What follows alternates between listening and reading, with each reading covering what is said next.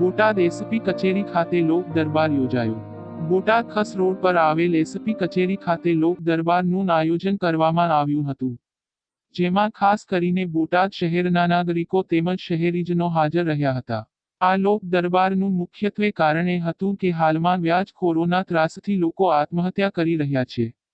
તેવા વ્યાજખોરો સામે લોકો ખુલીને ફરિયાદ કરે તેમજ પ્રજા અને પોલીસ વચ્ચે સમન્વય જળવાઈ રહે અને આગામી સમયમાં વ્યાજખોરોના ત્રાસથી કોઈ આત્મહત્યા ન કરે અને વ્યાજખોરો સામે કાર્યવાહી થાય તેવા હેતુસર આજરોજ બોટાદ ખાતે એસપી કચેરીમાં લોક દરબારનું આયોજન કરવામાં આવ્યું હતું.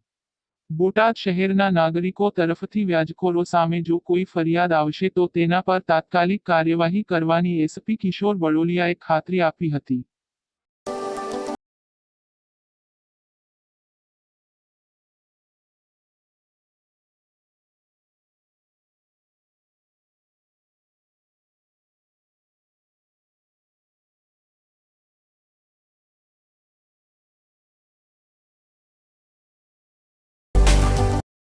જિલ્લા પોલીસ દ્વારા આજે એસપી ઓફિસ ખાતે સમાજની અંદર જે વ્યાજખોરીનું દૂષણ છે એને કઈ રીતે નાથી શકાય અથવા કંટ્રોલ કરી શકાય એ માટે એક લોક દરબારનું આયોજન કરવામાં આવ્યું હતું.